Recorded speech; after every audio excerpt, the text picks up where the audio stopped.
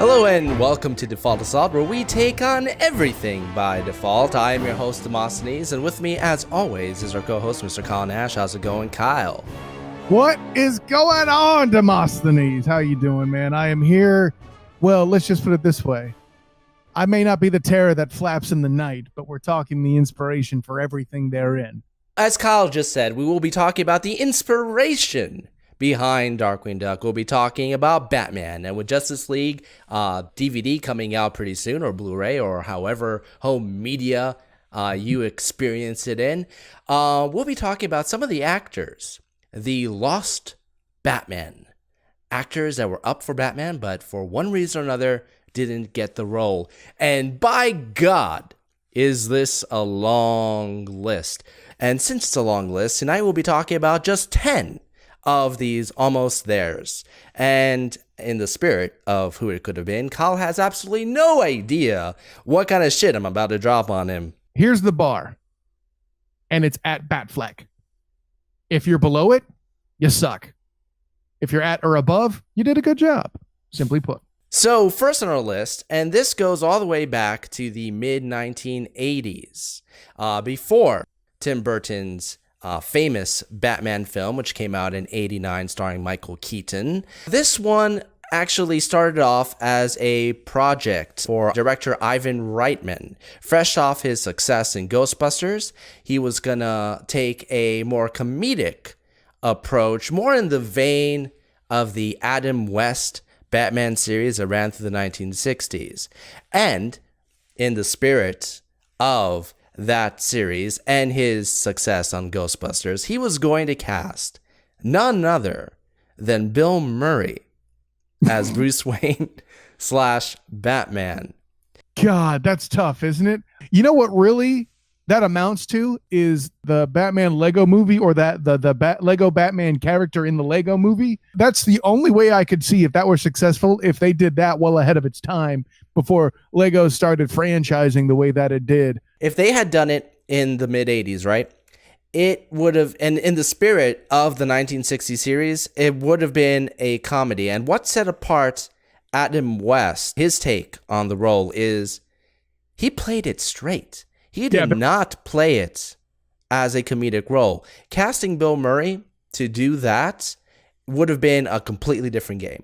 What makes it really hard to analyze that now is most of the Batmans are the tone is set by Danny Elfman's Batman. Sorry, I think of the score before I think of Tim Burton. He did fine, but anyways, so I can't imagine Bill Murray with that theme behind him. Mother hush bucket.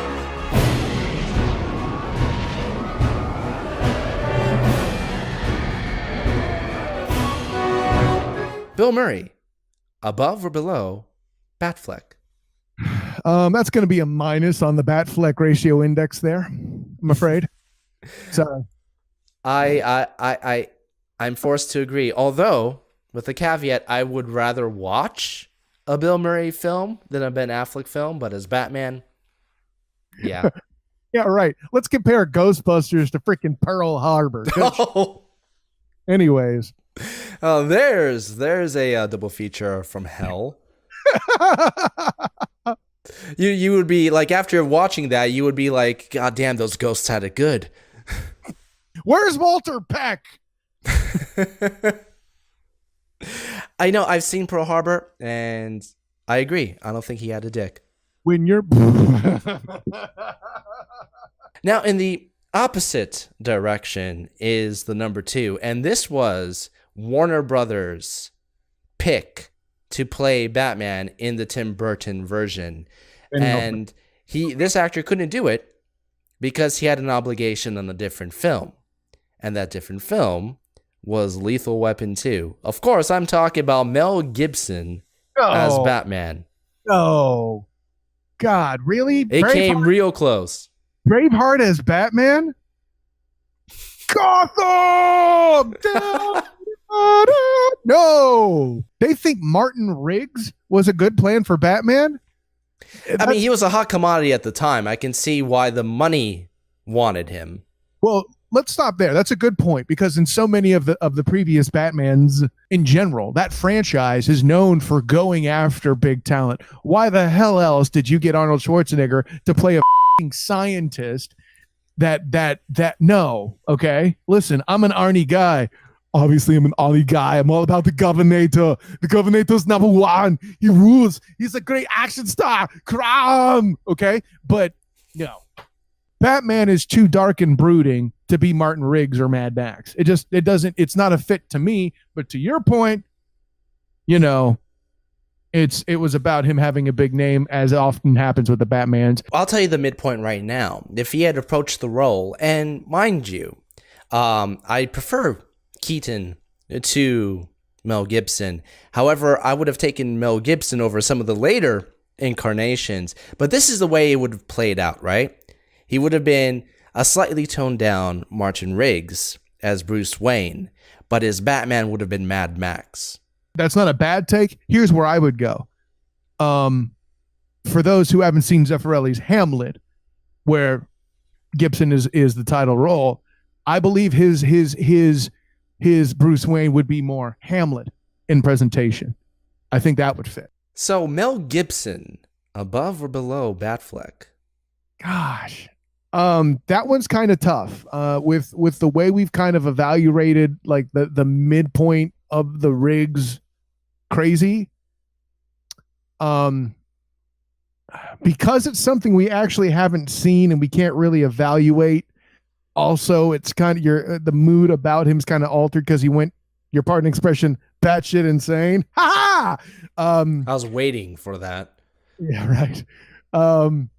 I'm going to be late. I'm going to be cheap and give a push saying that he's at the Batfleck bar.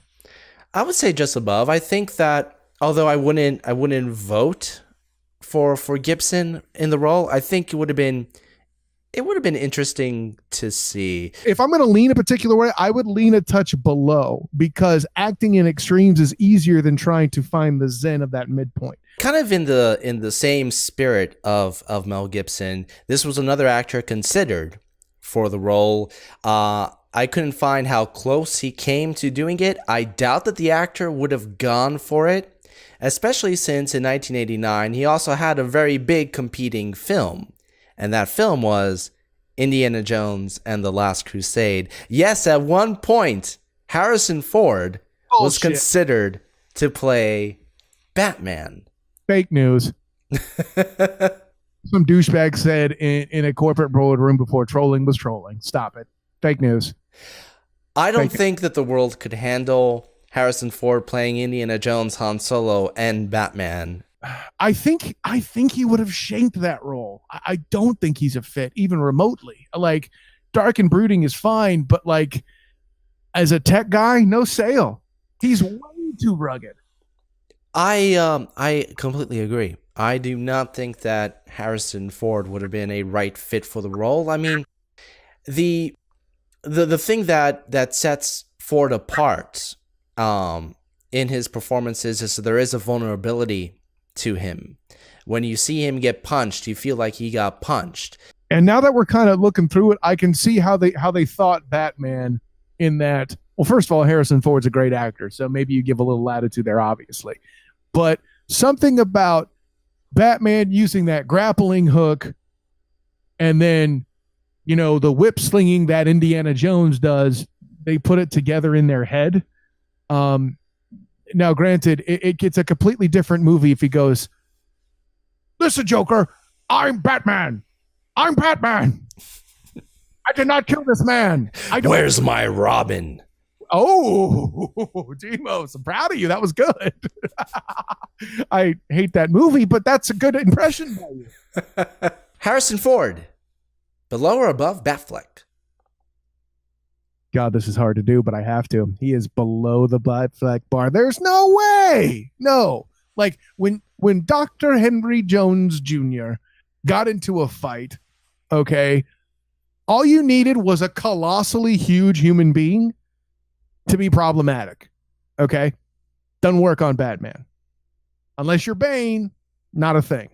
Well, that does go back to what I said just a few moments ago, is that part of the appeal of Harrison Ford's take on these characters is that vulnerability. And although there are moments where Batman is vulnerable, I'm thinking back to that first film at the end after his plane crashes, he's stumbling around, but it's not the same. No. It's not the same level as Harrison Ford. God damn, I never thought I'd ever say this or think it, or that this train of thought even exists in the known universe. Come to the dark side. But God damn it, below. Do it. But at the same time, when he had Burton, he was looking at let's just say an unconventional array of actors to play the role, and he picked Beetlejuice, okay? And this other pick was also in the same vein. Tom Hanks was apparently up to play Batman for that film and in Forever. Once again, like Harrison Ford, this was something that was in consideration. I did not know how far it went, or if it was a name that was just thrown out there. But Tom Hanks as Bruce Wayne / Batman. You picked the dude that got beat out by a Zoltor commercial and a damn volleyball with a handprint for a face. And that was going to be precursored by Batman? No, sir. Absolutely not. Well, knowing Tom Hanks' predilection for pissing in many of his films, there would have been at least one iconic shot of Batman at the top of a building taking a piss on everyone below him. The only thing involving piss here is I would have been pissed off if Tom Hanks was Batman. I probably wouldn't have known better at the time, but I'm like, what? No. Nothing. I mean, Tom Hanks, gifted actor, one of the best of the last few decades. This might be a case where I think that he's too nice as a screen presence. I mean, he's played dark before. I'm thinking of Road to Perdition, but you have to think 1980s Tom Hanks was comedy Tom Hanks. Right. He didn't mature to the more dramatic roles until the mid-90s. Arguably, early 90s, arguably with Philadelphia. Can you name me an action movie with Tom Hanks in a Demos? Don't worry, I'll wait. I said, I think more so Road to Perdition and most of his action films in general were action comedies, not exactly something I could compare to. I can't think of Tom Hanks in a film like Mad Max or anything like that. Although I would pay money to see that. Mad Hanks. There we go. Tina Turner as a villain either, but I digress. Listen, man, and I know what inspired that too, because if you take it back to that era, what comedian, right, guy who was an incredibly popular comedic series, ended up being an action star on this basis of looking like the everyman, kind of like a Tom Hanks does, based on his role in, and I'm going to give it away because I know you know the answer based on this, Moonlighting, was then an action star shortly afterward by way of Die Hard. Yeah, I'm referring to Bruce Willis. And I think they were trying to strike that lightning again. Look, it's the bosom buddies guy, and he just did Dragnet. He played a cop. He can fake this. What about the action scenes? We'll get a stunt double. He has a costume. It'll work. Yeah, but Bruce Willis, even in Moonlighting, looked like when he hit you, you'd go down for the count. The only universe I would accept that Tom Hanks playing Batman would have been a great thing is just for his, biography later on that would have been titled From Bosom Buddies to Batman. Bro, can you imagine James Lipton in the acting studio talking to Tom Hanks about Batman? That segment would be epic. Above or below Batfleck? Do it. Blow. Oh yeah, I have no. Although I believe that Tom Hanks is a better actor. Well, thanks, Captain. Yeah. Although in Ben Affleck's defense, I think he's a better director. Ooh. So Tim Burton has a collection of actors that are his go-tos, and that includes Christopher Walken, Helena Bonham Carter, and Bonham Carter, fantastic actors. Exactly. But there was one particular actor that he was passionate to have cast as Batman, especially in Batman Forever. Tim Burton, by this point, had taken the step back to produce, but he was petitioning to get this actor cast in lieu of Michael Keaton. And that is none other than Johnny Depp as Batman in Batman Forever. Now that makes a lot of sense to me. Captain Jack Sparrow darkened to be Batman. It would be as if you mixed Barbossa, by Jeffrey Rush, of course, mixed with Johnny Depp. Ooh, that's tingly. And I mean, listen, it's not that Val Kilmer was bad.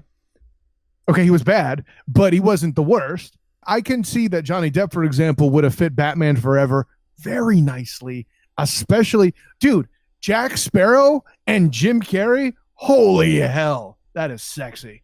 Come on. You have to take into account that this was early Johnny Depp, before he was allowed to do whatever he wanted in films. He has a creative power that needs some restraint. I don't see him playing Batman like, the Lone Ranger. He's not going to put a dead bat on his head and like wander the streets. No. But if there was the psychological take that Batman Forever takes on the character, I think would have been appropriate for Depp. And if you're ever going to put nipples on the bat suit, that's something that Johnny Depp could probably pull off. I mean, listen, the chicks would dig it. Let's call a spade on that. And you know what? I forget his character's name because I didn't really watch the show, but his conduct, at least on 21 Jump Street, like the way, like after he got big, he still fulfilled his contract to do that last season that he did for that show. Tells me that whatever they put in front of him, he would have stuck to the role and he would have delivered. He's a talent. One has to ask this question, though. Would you want to see a dialed back Johnny Depp playing it straight as Batman? When you think back to Johnny Depp's more famous roles, Edward Scissorhands, Ed Wood, or as you said, Jack Sparrow, those are performances that he was able to bring to life in a way that no other I can imagine any other actor playing it. Now, if you're to cast him as Batman in an already pre-established series, would that be as interesting? Would the appeal to him as a performer be there?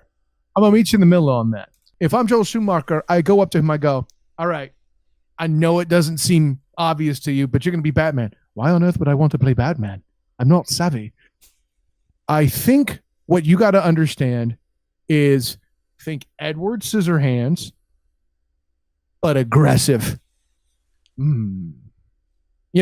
That would, and honestly, if his Bruce Wayne was similar to his role, I don't remember the character, but similar to his role in Once Upon a Time in Mexico, oh, you got something there. You're starting to draw me in. Or Don Juan DeMarco. Yeah. I'm going to put him above Batfleck. I think that would be a fit. I'm going to put above Batfleck. I concur. I would. Savvy. Especially considering Batman Forever. I think that Batman Forever in general is overrated, but if there was one actor who can add a bit more spice and make it a better film, it would have been Depp. Well, speaking of Batman Forever, there's another actor who is famously retiring this year that was considered for the role, and that was Daniel Day-Lewis. Oh. And I'm going to preempt you real quick with Daniel Day-Lewis. The world lost something quite incredible by not casting him, because knowing him, he would have gone all freaking method. Yeah. He would have been Batman. He would have been roaming the streets, stopping crime. If he could say, I'm Batman in the same voice that he says, I drink your milkshake. Oh, Demos. I drink your milkshake. Whoa, no, that's a great hit by you on that one. I'm Batman. Holy. Daniel Day-Lewis would have been great as Batman if he had done Nolan's Batman, if he had taken on the role for Batman Begins. Not for Batman Forever. You would have had to change the tone of that series completely for him to fit in. Bill Murray would have fit better in Batman Forever than him. You know what? I have no argument for that. That is 100. That's 100% correct. So all in all, Daniel Day-Lewis, above or below Batfleck? Above, absolutely. You're not going to get an argument from me. I like my milkshakes. And to cap off the Burton / Joel Schumacher era of Batman films, we're going to talk about one actor that was nearly cast in Batman and Robin after Val Kilmer decided not to reprise the role, somewhat wisely, I would argue. And that is X-Files star David Duchovny. What the was actually considered to play the role in Batman and Robin. What? You're going to try for Agent Moldy as Batman? No. Listen, I know you got a lot of bleeps coming, but you knocked me over hard on that one. That wasn't a check or a balance. That was a full fucking body block, okay? Wow. Well, the man has had a lot of experience dealing with wild and crazy unknown shit. And what's wilder and crazier than Batman's rogue gallery? Although I would love to have seen Agent Mulder go up against Arnold Schwarzenegger's Mr. Freeze. That would have been a cinematic moment. Notice I didn't say great moment. Well, listen, man, I like, and with the way that movie ended up going with such jewels in the writing, such as, "Hi, Freeze, I'm Batman." Listen, because Duchovny is in a constant state to look like he's trolling shit, even when he's being serious, that might have improved it. I think he might have the right look for it, though. I mean, he has the proper. His chin would look fantastic out of that mask. But I think he's too wooden. That's if he's not allowed to play Hank Moody, he tends to come off as a little wooden. That being said, it would be interesting, like the concept of the Adam West Batman, which is what I think Batman and Robin was trying to do and just ridiculously, utterly failed at doing. Duchovny would be capable of having a Westian approach to the character. That would have been better achieved, but obviously no one was going to save that movie, so let's move on. Above or below Batfleck? Below. Dramatically below. The truth is out there. It's below. I have a mixed opinion on this one. I do not argue with you. I see your point, and I don't feel passionate enough to say that you're wrong. I'd say middle ground. I can. Part of me can see it, and part of me dreads it. And let's just face it. Unless Gillian Anderson is playing the femme fatale, I'm not in. Yeah, unless she's Batgirl, right? Yeah. And now we enter the Nolan era of Batman films. And this particular actor was actually cast in Batman Begins after being passed up for the role of Bruce Wayne / Batman. And that is none other than Killian Murphy, who ended up playing the Scarecrow. That's compelling. He's got the right presence. I like his voice. His look is all wrong. It's like Topher Grace playing Venom. Topher Grace could never be a good Eddie Brock. No, I think he's not to be enough to be a Disney. Check that, a DC hero. Like maybe if he got genetics from the Cartoon Network character Johnny Bravo and like injected them into his system, maybe you could get the right thing. He needed a little bit more of that kind of presence. But listen, as the Scarecrow, he did the part. But his look doesn't fit Bruce Wayne to me.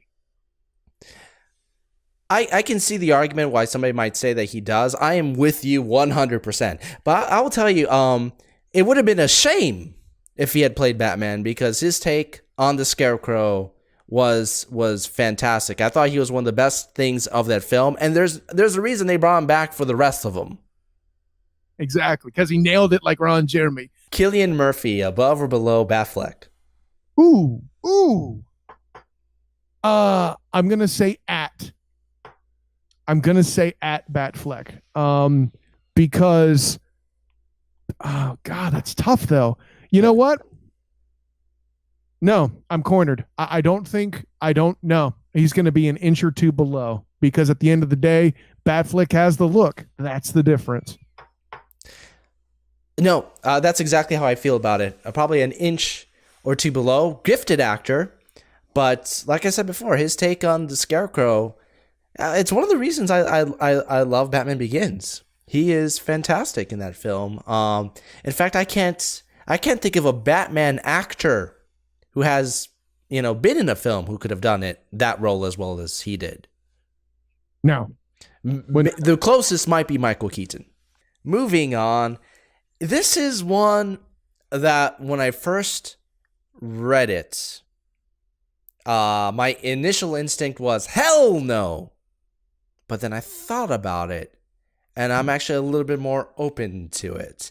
And this was one where the actor publicly volleyed for the role. He wanted to do it, and it was for Batman v Superman, another incarnation of Batman. Of course, we all know how that turned out.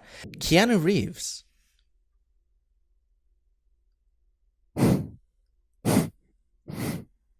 See, that was my kind of like my first reaction. The very first thought that popped in my head was Bill and Ted, and then The Matrix, whoa, and then, Speed. But then I thought about it, I'm like, but John Wick. Well, first of all, I haven't seen John Wick, and it's hard for me to take that seriously at this point. That being said, if you make Neo a little bit less of a bitch and a moron, if you empower Neo with the intelligence and intuition of the world's greatest detective, I think you got Batman. He has a physicality for the role. An argument can be made about his overall screen presence, but I can see him in the role. I do. This is one of those cases where my answer might change tomorrow, but actually I kind of prefer Ben Affleck. Absolutely, forced to agree.